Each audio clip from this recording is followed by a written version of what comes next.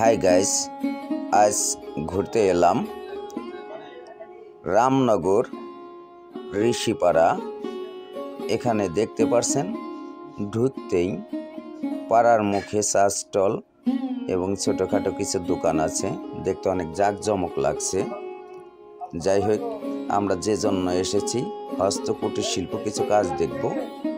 এখানে এবারে রাঙ্গিনায় ঢুকতেই দেখতে পারলাম কিছু ঝাঁকা তৈরি করছে।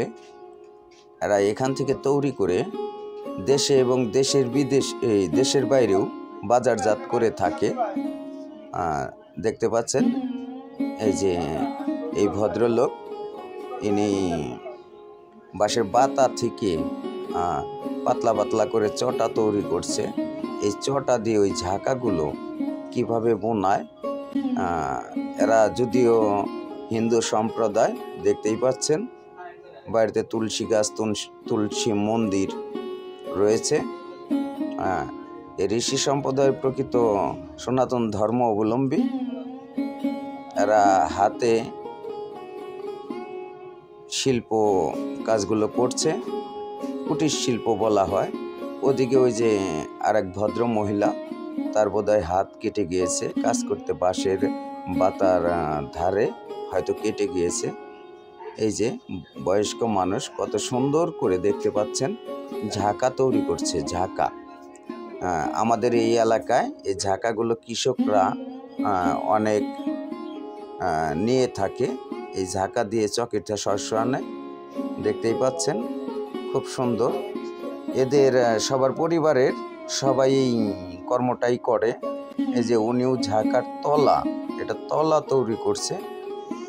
দেখতে পাচ্ছেন অনেকগুলো তলা এখানে উনি তৈরি করেছেন। এরা সকাল থেকে মূলত ঘুম ভাঙ্গার পর থেকে এইসব কাজেই ব্যস্ত থাকে। এই যে তলাগুলো বানিয়ে রেখেছে, এই যে এই ঝাঁকাগুলো হয়ে গেছে, এই যেগুলার এখনো উপরে কিছু কাজ বাকি আছে।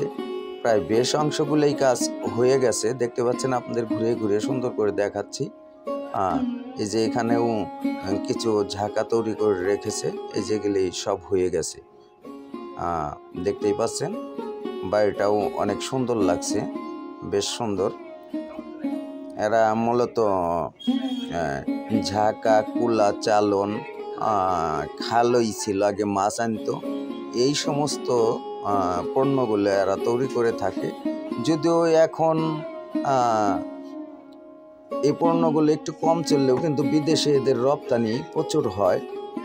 আমাদের এখানেও হয়, হয়তো কিছু কিছু পণ্য এদের আর কি বর্তমান বাজেয়াপ্ত হওয়ার পথে। এই যে দেখতে পাচ্ছেন এটা একটা চালন হবে, চালন যেটা দিয়ে মুড়ি চালে। যাই, ধন্যবাদ, আপনাদের সঙ্গে ঘুরতে এসেছিলাম। এখন আমরা এখান থেকে বিদায় নিব। সকলকে ধন্যবাদ, ভালো থাকবেন।